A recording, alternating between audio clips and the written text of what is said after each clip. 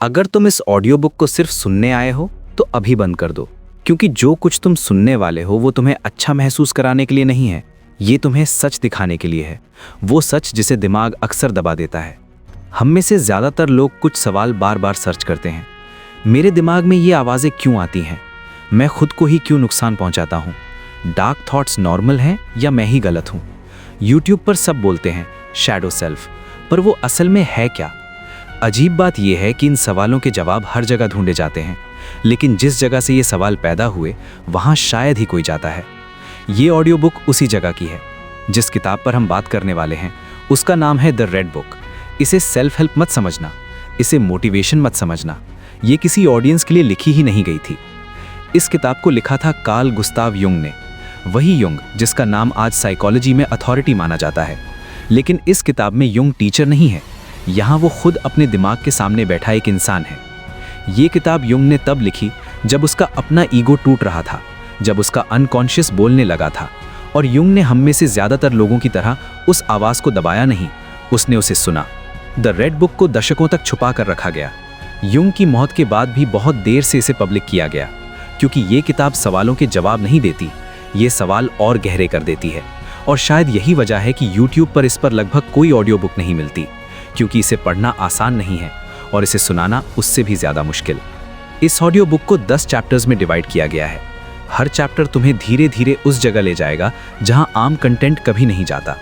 हम यहाँ युंग को भगवान नहीं बनाएंगे, हम यहाँ हर सिंबल को सिंपल भी नहीं बनाएंगे, और हम ये भी प्रॉमिस नहीं करेंगे कि अंत में सब क्लियर हो जाएगा। बस एक बात साफ है, अगर तुम आखिरी चैप्टर तक पहुँचे तो तुम पहले जैसे नहीं रहोगे। अब सवाल ये नहीं है कि तुम रेडी हो या नहीं, सवाल ये है क्या तुम खुद से सच सुनने की हिम्मत रखते हो। अगर रखते हो तो चलो शुरू करते हैं।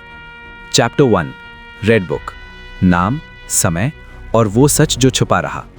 जब कोई पहली बार रेड बुक का नाम सुनता है तो आमतौर पर वो यही मान लेता है कि ये भी किसी दूसरी मनोविज्ञान की किताब जैसी ही होगी।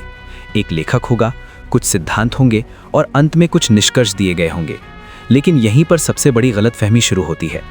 रेड बुक किसी सिद्धांत को समझाने के लिए नहीं लिखी गई थी, ये किसी पाठ्यक्रम का हिस्सा नहीं थी, और ना ही इसे पढ़ने वाले को सही या गलत साबित करने के लिए बनाया गया था। इस पुस्तक का मूल नाम है लिबर नोवस, जिसका अर्थ होता है नई पुस्तक। लेकिन दुनिया इसे इस नाम से नहीं जानती, दुनिया इसे जानती है रेड बुक के नाम से। अब सवाल उठता है, आखिर इसे रेड बुक क्यों कहा गया? सामान्य उत्तर यही दिया जाता है कि इसका कवर लाल रंग का था। ये बात सही है, लेकिन अधूरी है। लाल रंग सिर्फ एक रंग नहीं होता, लाल रंग चेतावनी होता है, लाल रंग सीमा रेखा होता है, लाल रंग उस जगह का संकेत होता है जहां आम आदमी को जाने से रोका जाता है। और ये पुस्तक भी ठीक वैसी ही थी। ये पुस्तक उस मानसिक क्षेत्र से आई थी जहां जाने की अनुमति बहुत कम लोग खुद को देते हैं, और जो चले भी जाते हैं वे वहां रुक नहीं पाते। इस पुस्तक को लिखा था कार्ल गुस्ताव युंग ने। आज युंग का नाम मनोविज्ञान की दुनिया में सम्मान और अधिकार के साथ लिया जाता है। अवचेतन मन, सामूहिक अवचेतन, आदिम प्रतीक, छाया व्यक्तित्व, ये सभी विचार आज जितने सामान्य लगते हैं एक समय में उतने ही असहज और डरावने माने जाते थे। लेकिन रेड बुक उस युंग की कहानी नहीं है। ये पुस्तक उस युंग को दिखाती है जो स्वयं अपने भीतर टूट रहा था, जो अपने विचारों से डर रहा था, जो ये नहीं जानता था कि उसके मन में उठ रही छवियां उसे पागलपन की ओर ले जा रही हैं या किसी गहरे सत्य की ओर। 1913 के आसपास युंग के जीवन में एक बड़ा बदलाव आया। उसका सिगमंड फ्रॉइड से मतभेद हो चुका था। जिस पहचान पर वो अब तक खड़ा था वो हिलने लगी थी, और इसी समय उसके भीतर कुछ ऐसा शुरू हुआ जिसे वो स्वयं भी स्पष्ट शब्दों में समझा नहीं सकता था। उसके मन में चित्र उभरने लगे, अजीब प्रतीक दिखाई देने लगे, भीतर से आवाज़ें आने लगीं, सपनों की सीमाएं टूटने लगीं। आम व्यक्ति ऐसे अनुभवों को दबा देता है, डर कर उन्हें अनदेखा कर देता है, या फिर स्वयं को व्यस्त रखकर उनसे भागने की कोशिश करता है। युंग ने ऐसा नहीं किया। उसने तय किया कि यदि उसके मन में कुछ दिखा रहा है तो वो उसे नज़र नहीं चुराएगा, यदि कुछ बोल रहा है तो वो उसे सुनने की हिम्मत करेगा। और इसी प्रक्रिया को उसने लिखना शुरू किया। रेड बुक किसी उपदेश की किताब नहीं है, ये किसी को सिखाने के लिए नहीं लिखी गई थी। ये एक व्यक्ति का अपने ही अवचेतन मन के साथ किया गया संवाद है। एक ऐसा संवाद जिसमें कोई दर्शक नहीं था, कोई पाठक नहीं था और कोई प्रशंसा पाने की इच्छा नहीं थी। यही कारण है कि इस पुस्तक को पढ़ना आसान नहीं लगता। ये सीधी रेखा में नहीं चलती, ये प्रश्न पूछती है, फिर उत्तर देने से पहले ही एक और प्रश्न खड़ा कर देती है। अब एक और महत्वपूर्ण बात सामने आती है, यदि ये पुस्तक इतनी महत्वपूर्ण थी तो इसे दुनिया के सामने आने में इतना समय क्यों लगा? रेड बुक युंग के जीवन काल में प्रकाशित नहीं हुई, ये उसकी मेज की दराज में बंद रही, उसके निजी जीवन का हिस्सा बनी रही। युंग की मौत के बाद भी इसके प्रकाशन में दशकों का समय लगा। लगभग 2009 के आसपास दुनिया ने पहली बार इस पुस्तक को पूरी तरह देखा। सोचिए, जिस व्यक्ति के विचारों पर पूरी दुनिया भरोसा करती है, वो अपनी सबसे निजी पुस्तक को दुनिया से छुपा कर रखता है। इसका अर्थ साफ है, युंग जानता था कि हर मन इस पुस्तक को सहन नहीं कर पाएगा। आज जब लोग इंटरनेट पर खोज करते हैं तो वो सीधे रेड बुक नहीं लिखते, वे लिखते हैं मन की आवाज़ें क्यों आती हैं, अंधेरे विचार सामान्य हैं या मैं ही गलत हूँ, डार्क थॉट्स नॉर्मल हैं या मैं ही गलत हूँ, शैडो सेल्फ क्या होता है, अवचेतन मन कैसे काम करता है। इन प्रश्नों के उत्तर अक्सर सतही होते हैं, कुछ सकारात्मक वाक्य, कुछ प्रेरणादायक पंक्तियाँ और थोड़ी देर के लिए मन को शांति। रेड बुक उन उत्तरों के नीचे छुपे कारणों तक जाती है। ये पुस्तक ये नहीं कहती कि तुम्हें अच्छा महसूस करना चाहिए, ये दिखाती है कि तुम वास्तव में क्या महसूस कर रहे हो। इसी कारण ये पुस्तक कभी भी जन सामान्य के लिए नहीं बनी और शायद इसी कारण इस पर बहुत कम लोग बोलने की हिम्मत करते हैं। इस श्रृंखला में हम इस पुस्तक की नकल नहीं कर रहे, हम इसके शब्दों को दोहरा नहीं रहे, हम उस मानसिक यात्रा को समझने की कोशिश कर रहे हैं जिससे युंग स्वयं गुजरा। आने वाले अध्यायों में हम प्रतीकों की बात करेंगे, छाया व्यक्तित्व को समझेंगे और ये देखेंगे कि अहंकार और अवचेतन मन के बीच संघर्ष कैसे जन्म लेता है। लेकिन इससे पहले ये समझना अनिवार्य था कि ये पुस्तक क्या है, किस परिस्थिति में लिखी गई और क्यों इसे साधारण किताबों की तरह नहीं देखा जा सकता। यदि तुम यहाँ तक पहुँचे हो तो ये स्पष्ट है कि तुम केवल सुन नहीं रहे, तुम सोच रहे हो। और यदि तुम इस यात्रा को आगे भी जारी रखना चाहते हो तो इस वीडियो को लाइक करना मत भूलना, और यदि तुम इस चैनल पर नए हो तो सब्सक्राइब जरूर कर लेना। अगले अध्याय में ये यात्रा और गहरी होने वाली है।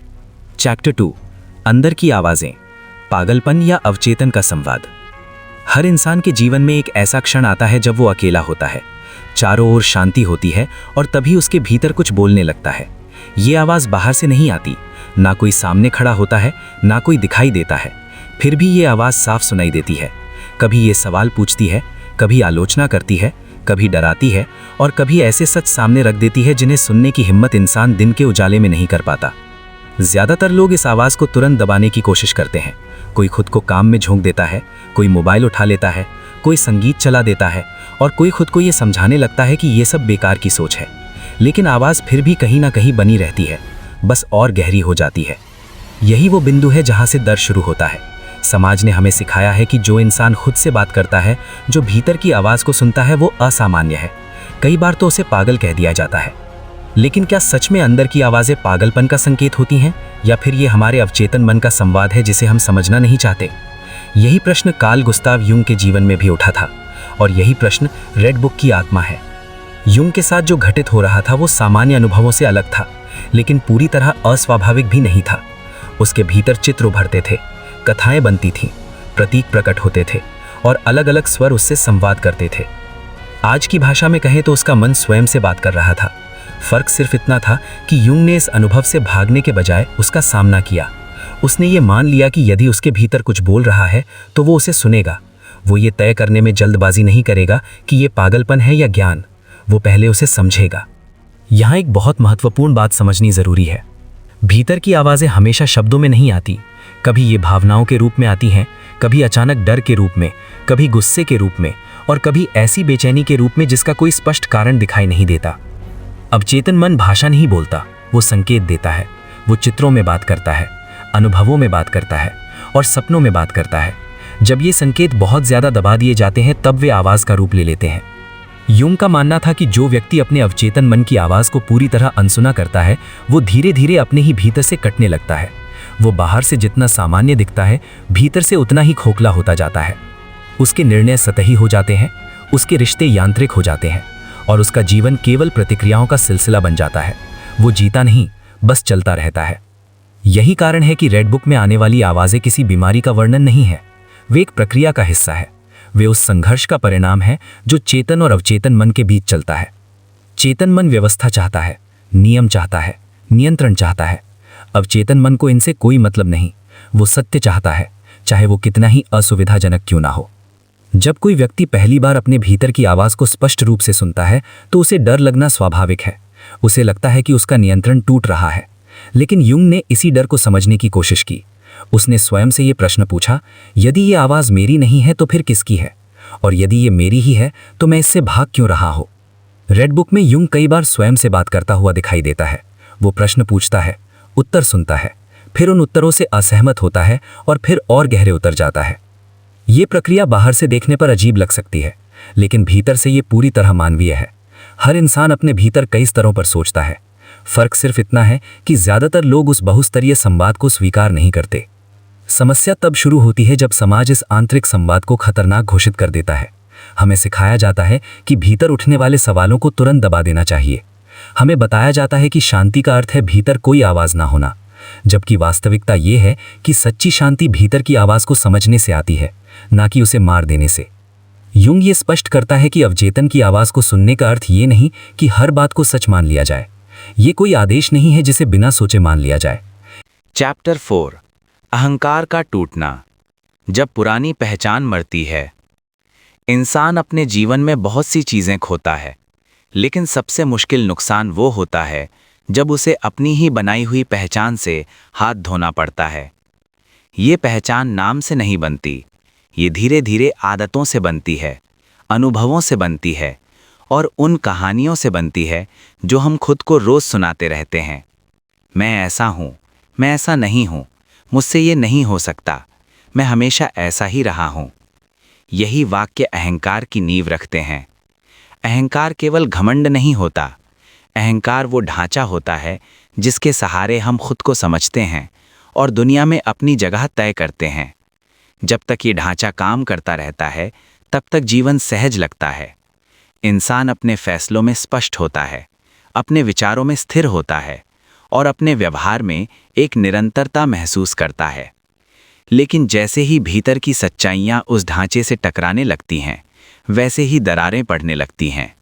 यही वो क्षण होता है जब अहंकार टूटने की प्रक्रिया शुरू होती है। ये प्रक्रिया तेज नहीं होती, ये धीरे धीरे होती है और इसी कारण सबसे ज़्यादा पीड़ादायक होती है। कार्ल यूंग के जीवन में ये चरण अचानक नहीं आया, ये पहले अध्यायों में बताए गए अनुभवों का स्वाभाविक परिणाम था। जब भीतर की आवाज़ों को अनसुनी नहीं किया गया और जब छाया व्यक्तित्व को नज़रअंदाज नहीं किया गया, तब स्वाभाविक रूप से वो पहचान हिलने लगी जिस पर यूंग अब तक खड़ा था। वो स्वयं को जिस रूप में देखता था, वो रूप अब पर्याप्त नहीं रह गया था। उसकी पुरानी समझ, उसकी पुरानी निश्चितताएं और उसकी पुरानी परिभाषाएं टूटने लगी थीं। अहंकार का टूटना बाहर से देखने पर असफलता जैसा लगता है। इंसान को लगता है कि वो कमज़ोर हो रहा है, कि वो पहले जैसा नहीं रहा, कि उसके भीतर कोई स्थिरता नहीं बची। लेकिन भीतर से ये प्रक्रिया एक जन्म की तैयारी होती है। जैसे कोई पुराना खोल टूटता है, वैसे ही पुरानी पहचान टूटती है। समस्या ये है कि हम खोल को ही अपना अस्तित्व मान लेते हैं, इसलिए जब वो टूटता है तो हमें लगता है कि हम ही खत्म हो रहे हैं। अहंकार हमें सुरक्षा का भ्रम देता है। वो कहता है कि अगर तुम अपनी पहचान पर टिके रहोगे तो सब ठीक रहेगा। वो हमें परिचित भूमिकाओं में बांध देता है। कोई खुद को हमेशा मजबूत मानता है, कोई खुद को हमेशा सही मानता है, कोई खुद को हमेशा त्यागी मानता है और कोई खुद को हमेशा पीड़ित मानता है। ये सभी भूमिकाएं हमें एक स्थिर कहानी देती हैं, लेकिन समस्या तब शुरू होती है जब जीवन उस कहानी से अलग व्यवहार करने लगता है। यूंग के साथ भी यही हुआ। जिस वैज्ञानिक, तर्कसंगत और नियंत्रित छवि के सहारे वो अब तक आगे बढ़ रहा था, वो छवि उसके आंतरिक अनुभवों को समझाने में असमर्थ थी।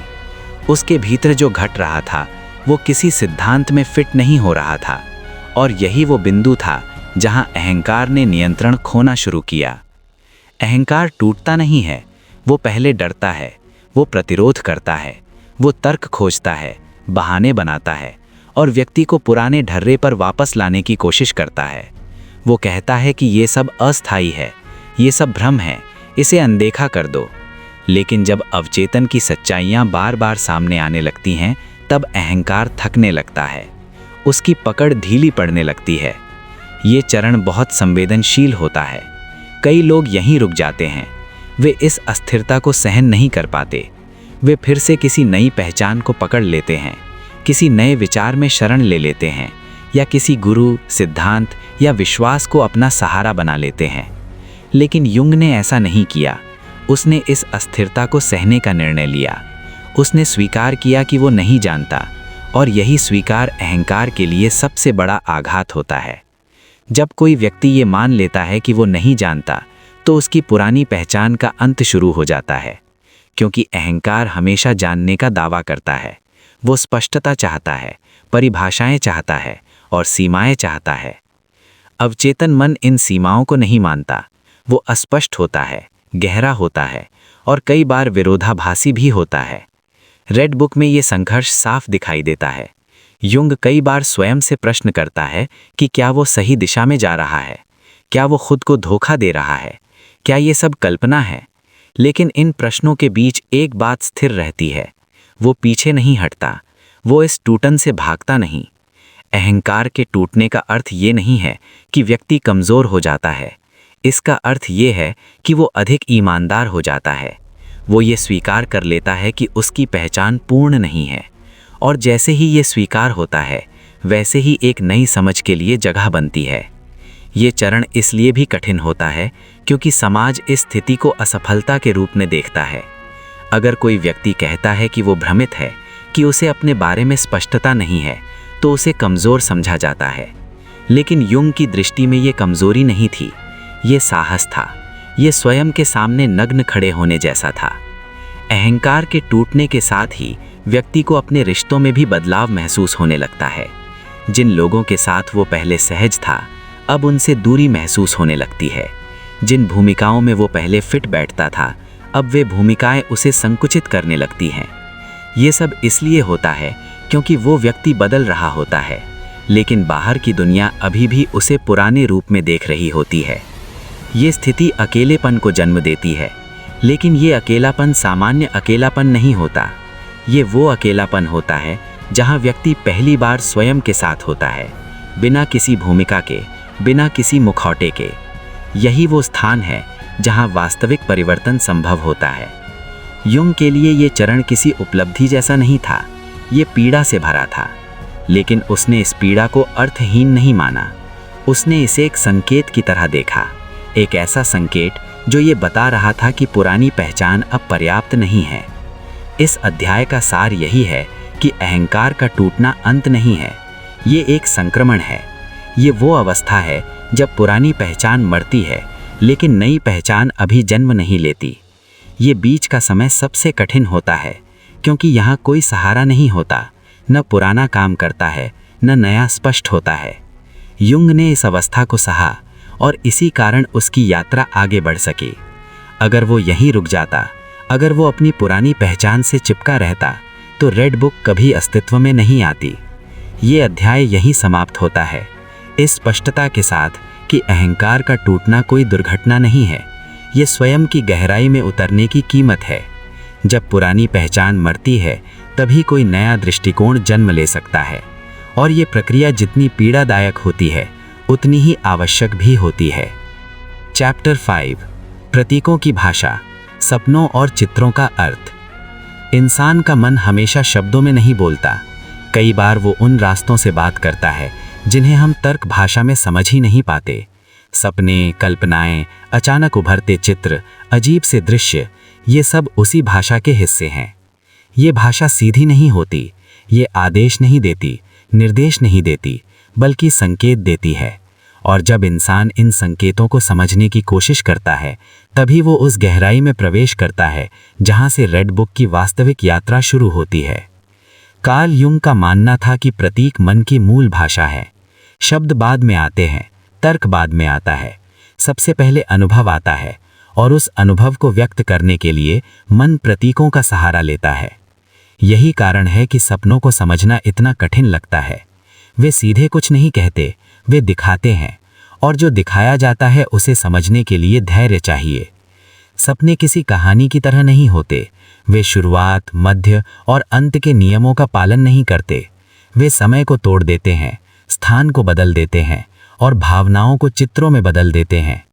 एक व्यक्ति सपने में स्वयं को गिरते हुए देख सकता है, जबकि वास्तविक जीवन में वो पूरी तरह सुरक्षित होता है। कोई सपने में किसी अनजान चेहरे से डर सकता है, जबकि जागते जीवन में उसे कोई खतरा नहीं होता। लेकिन मन के लिए ये सब वास्तविक होता है। सपने मन की स्थिति को दर्शाते हैं, न कि बाहरी घटनाओं को। युंग के लिए सपने केवल रात की गतिविधि नहीं थे, वे अवचेतन और चेतन के बीच का पुल थे। जब चेतन मन थक जाता है तब अवचेतन मन बोलता है, और वो बोलता है प्रतीकों के माध्यम से। रेड बुक में जो चित्र, दृश्य और कथाएं दिखाई देती हैं, वे इसी संवाद का परिणाम है। वे किसी कथाकार की कल्पना नहीं है, बल्कि मन की गहराई से निकले हुए संकेत हैं। प्रतीक हमेशा व्यक्तिगत नहीं होते। कई प्रतीक ऐसे होते हैं जो हर संस्कृति में लगभग एक जैसे अर्थ रखते हैं। अंधेरा अक्सर अज्ञात का संकेत होता है। पानी भावनाओं और गहराई का प्रतीक बनता है। पहाड़ संघर्ष और ऊंचाई को दर्शाते हैं। मृत्यु अंत का नहीं, बल्कि परिवर्तन का संकेत होती है। युंग ने इन्हें सामूहिक प्रतीक कहा। ये प्रतीक पीढ़ियों से मनुष्य के अनुभव में बसते आए हैं। लेकिन इसका अर्थ ये नहीं कि हर प्रतीक का एक ही अर्थ होगा। यही वो गलती है जो लोग अक्सर करते हैं। वे प्रतीकों को शब्दकोश की तरह समझना चाहते हैं। उन्हें लगता है कि अगर सपने में सांप आया है तो इसका मतलब यही होगा। युंग इस दृष्टिकोण के सख्त खिलाफ था। उसके अनुसार प्रतीक का अर्थ व्यक्ति के अनुभव, उसकी स्थिति और उसकी भावना से जुड़ा होता है। वही प्रतीक किसी के लिए डर हो सकता है और किसी के लिए शक्ति। रेड बुक में युंग बार बार इस बात पर जोर देता है कि प्रतीकों को समझने का सही तरीका उन्हें महसूस करना है, न कि उन्हें तुरंत परिभाषित करना। जब कोई प्रतीक सामने आता है तो पहला प्रश्न ये नहीं होना चाहिए कि इसका मतलब क्या है, बल्कि ये होना चाहिए कि ये मुझे कैसा महसूस करवा रहा है, क्योंकि भावना ही उस प्रतीक की कुंजी होती है। युंग ने अपने अनुभवों में कई ऐसे चित्र देखे जो देखने में डरावने थे। चैप्टर 7, मृत्यु और पुनर्जन्म, मानसिक रूपांतरण की प्रक्रिया।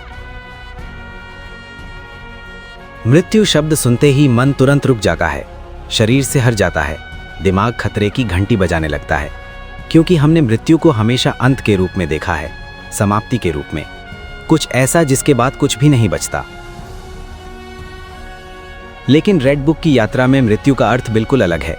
यहाँ मृत्यु किसी शरीर की नहीं है, यहाँ मृत्यु उस पहचान की है, उस सोच की है, उस संरचना की है जिसे हम अब तक स्वयं मानते आए हैं। और यही मृत्यु मानसिक रूपांतरण की पहली शर्त है।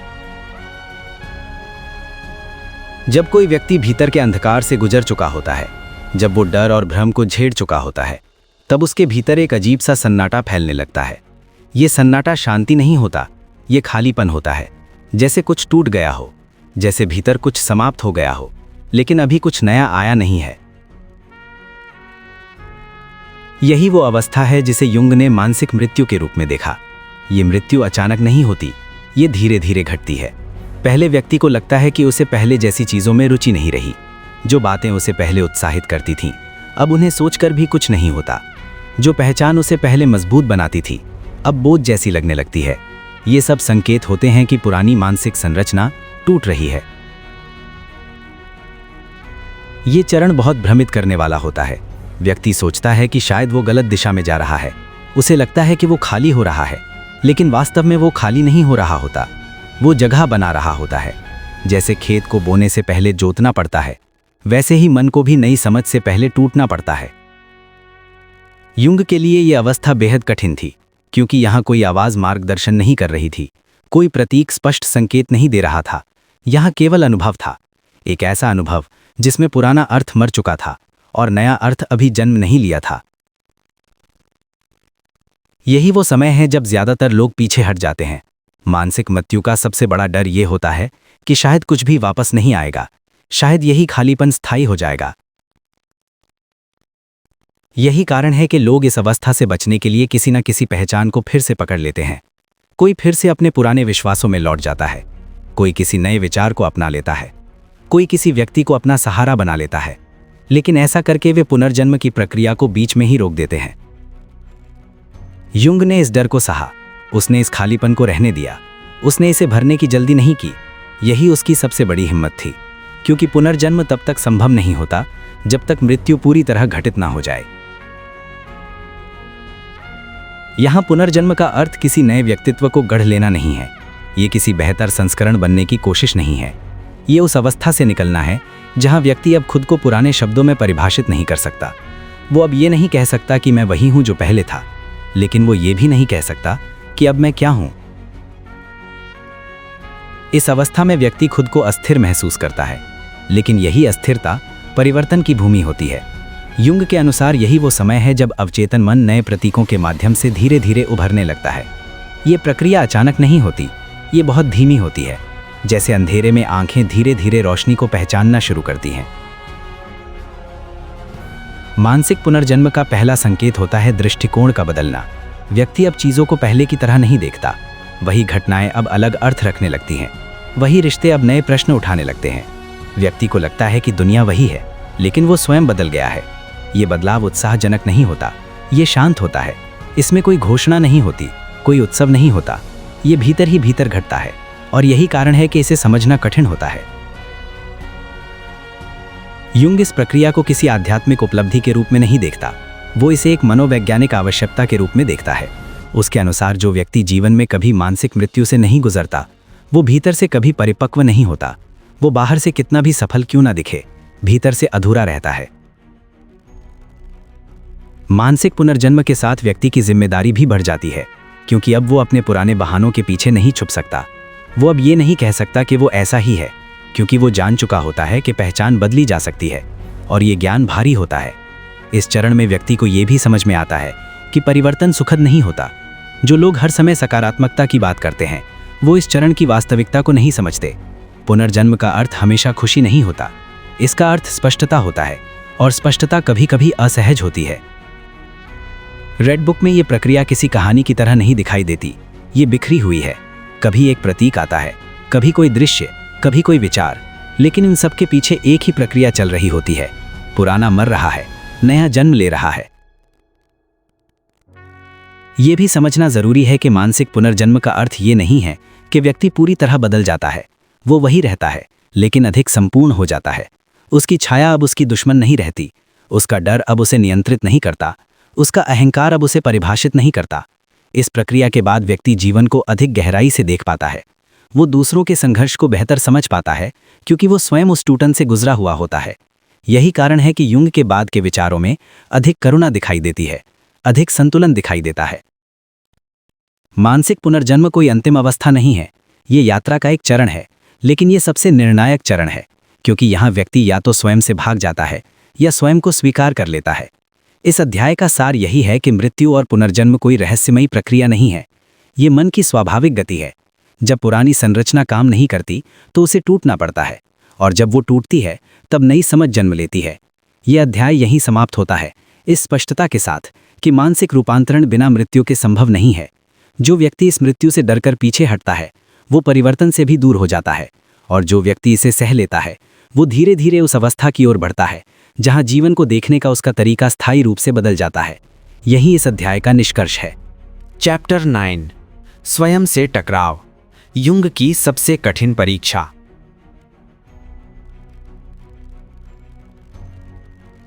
हर यात्रा का एक ऐसा बिंदु होता है जहां आगे बढ़ने से पहले रुकना पड़ता है। ये रुकना आराम के लिए नहीं होता, बल्कि सामना करने के लिए होता है।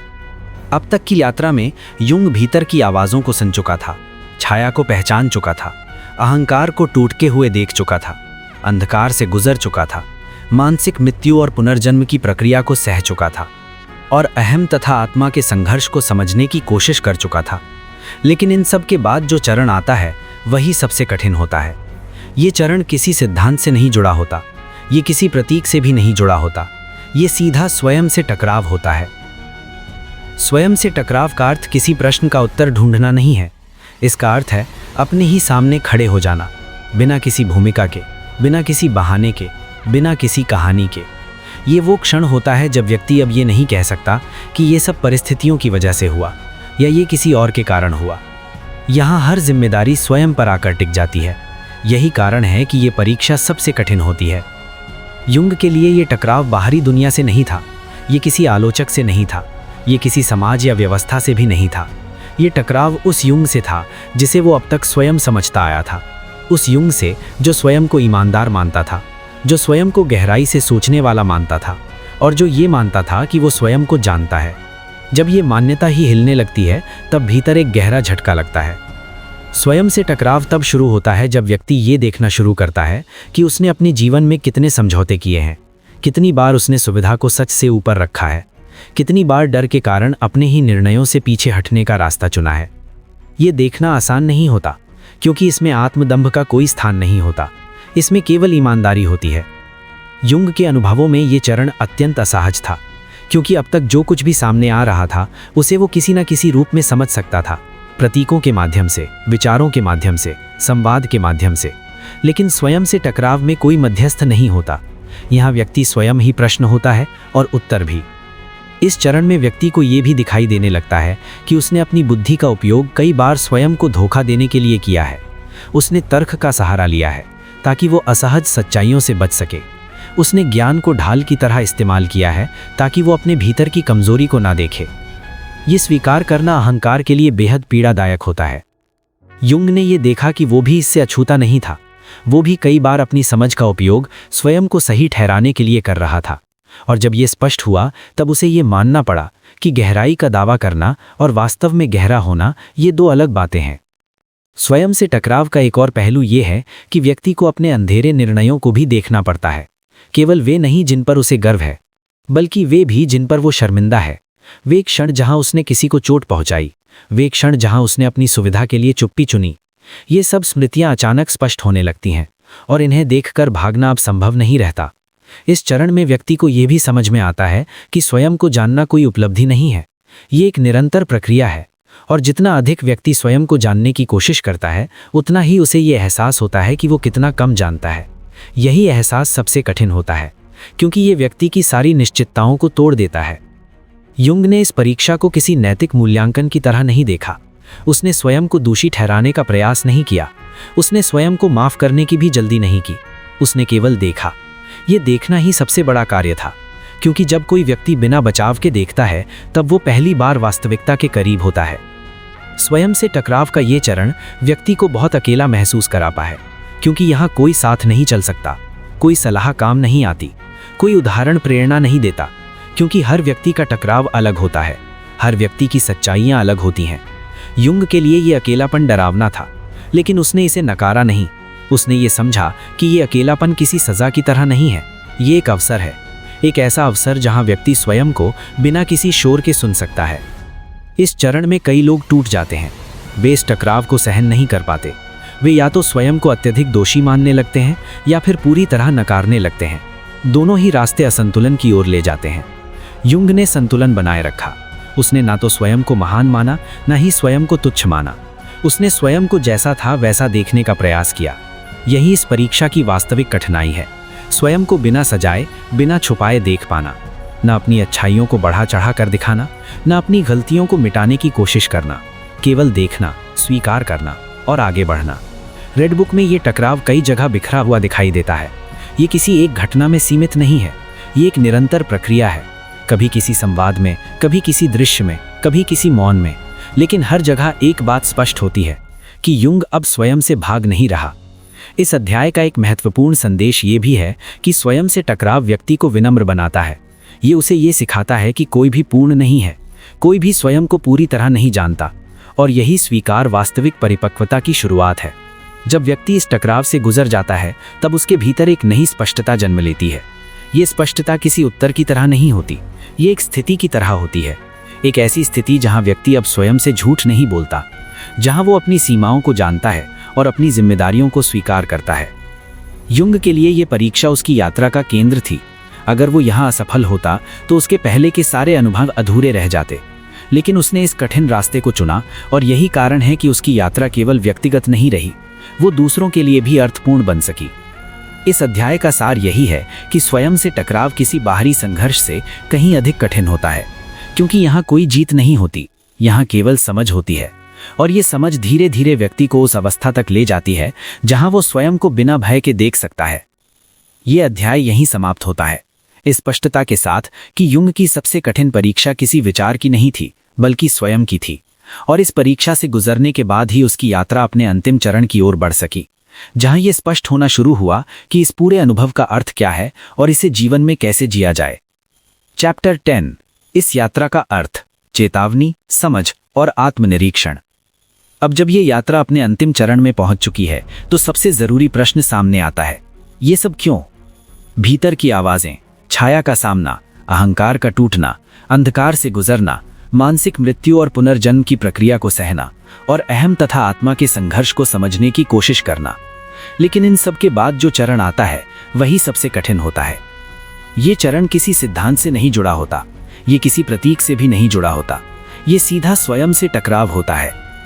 इस यात्रा की पहली चेतावनी ये है कि ये रास्ता हर किसी के लिए नहीं है। ये कोई मनोरंजन नहीं है, ये कोई प्रेरणादायक कहानी नहीं है जिसे सुनकर मन हल्का हो जाए। ये यात्रा मन को भारी करती है, ये व्यक्ति को असहज बनाती है, और अगर कोई इस असहजता को सहन नहीं कर सकता तो ये यात्रा उसके लिए नहीं है। युंग ने कभी ये दावा नहीं किया कि हर व्यक्ति को इस मार्ग पर चलना चाहिए। उसने ये भी नहीं कहा कि जो नहीं चलता वो कमतर है। उसने केवल ये दिखाया कि अगर कोई व्यक्ति सच में स्वयं को समझना चाहता है तो उसे कुछ भ्रमों को तोड़ना ही पड़ेगा, और भ्रम टूटना कभी सुखद नहीं होता। इस यात्रा की दूसरी चेतावनी ये है कि जो कुछ भी यहाँ अनुभव होता है उसे बाहरी दुनिया पर थोपना खतरनाक हो सकता है। कई लोग भीतर की खोज को श्रेष्ठता का प्रमाण बना लेते हैं। वे मान लेते हैं कि अब वो दूसरों से ऊपर हैं। यही वो बिंदु है जहां अहंकार एक नए रूप में लौट आता है। युंग ने इस खतरे को स्पष्ट रूप से देखा था, इसलिए रेड बुक में कहीं भी उपदेश नहीं है, कहीं भी ये नहीं कहा गया कि ये सत्य है और बाकी सब झूठ। अब समझ की बात आती है। इस यात्रा से निकलने वाली सबसे बड़ी समझ ये है कि मन कोई एक रूप वस्तु नहीं है, वो कई परतों में काम करता है। चेतन, अवचेतन, छाया, अहम, आत्मा, ये सब अलग अलग हिस्से नहीं हैं, बल्कि एक ही मन के विभिन्न रूप हैं। जब व्यक्ति इनमें से किसी एक को भी पूरी तरह नकार देता है तो उसका संतुलन बिगड़ जाता है। युंग ने यह समझा कि समस्या अंधकार में नहीं है, समस्या अंधकार से भागने में है। जब व्यक्ति अपने भीतर के अंधकार को स्वीकार कर लेता है तब वो उसे नियंत्रित नहीं करता, बल्कि उससे सीखता है। यही सीख उसे अधिक जिम्मेदार बनाती है, कम नहीं। एक और महत्वपूर्ण समझ ये है कि स्वयं को जानना कोई अंतिम लक्ष्य नहीं है, ये एक निरंतर चलने वाली प्रक्रिया है। हर चरण पर व्यक्ति को फिर से खुद को देखना पड़ता है, और यही प्रक्रिया जीवन भर चलती है। रेड बुक हमें यह भी समझाती है कि मानसिक विकास का अर्थ हमेशा खुशी नहीं होता। कई बार इसका अर्थ अकेलापन होता है, कई बार भ्रम होता है, कई बार थकान होती है। लेकिन इसके बावजूद ये विकास आवश्यक है, क्योंकि बिना इस विकास के जीवन केवल प्रतिक्रियाओं का सिलसिला बनकर रह जाता है। अब आत्मनिरीक्षण की बात आती है। ये यात्रा बाहर की नहीं है, ये भीतर की है, और भीतर की यात्रा में कोई नक्शा नहीं होता, कोई तय रास्ता नहीं होता। हर व्यक्ति का अनुभव अलग होता है। इसलिए आत्मनिरीक्षण का अर्थ किसी और के अनुभव की नकल करना नहीं है, इसका अर्थ है अपने अनुभवों को ईमानदारी से देखना। आत्मनिरीक्षण का सबसे कठिन भाग ये है कि इसमें कोई दर्शक नहीं होता, कोई तालियां नहीं होती, कोई प्रमाण पत्र नहीं मिलता। ये पूरी तरह एकांत की प्रक्रिया है, और यही कारण है कि ज्यादातर लोग इससे बचते हैं, क्योंकि अकेले बैठकर स्वयं को देखना सबसे कठिन कार्य है। युंग की यात्रा हमें ये दिखाती है कि आत्मनिरीक्षण का अर्थ स्वयं को दोषी ठहराना नहीं है, ये स्वयं को समझने का प्रयास है। इसमें करुणा होती है लेकिन आत्मदंभ नहीं होता, इसमें सच्चाई होती है लेकिन कठोरता नहीं होती। इस यात्रा का एक और अर्थ ये भी है कि जीवन को नियंत्रित नहीं किया जा सकता। अहंकार नियंत्रण चाहता है, आत्मा प्रवाह चाहती है। जब व्यक्ति ये समझ लेता है कि दोनों की अपनी भूमिका है, तब जीवन थोड़ा सहज हो जाता है। सहज का अर्थ आसान नहीं है, सहज का अर्थ स्वीकार है। रेड बुक हमें किसी धार्मिक निष्कर्ष तक नहीं ले जाती, ये किसी दर्शन को अंतिम सत्य घोषित नहीं करती। ये केवल ये दिखाती है कि मनुष्य का मन कितना गहरा है और उसे समझने के लिए कितनी ईमानदारी चाहिए। इस अंतिम अध्याय में ये भी स्पष्ट करना जरूरी है कि ये यात्रा पूरी तरह व्यक्तिगत है। जो कुछ युंग ने अनुभव किया वही अनुभव किसी और को होगा, ये आवश्यक नहीं है। लेकिन जो प्रक्रिया उसने अपनाई वो एक संकेत है, संकेत इस बात का कि भीतर की सच्चाइयों से भागे बिना भी जिया जा सकता है। ये यात्रा हमें ये भी सिखाती है कि हर प्रश्न का उत्तर मिलना आवश्यक नहीं है।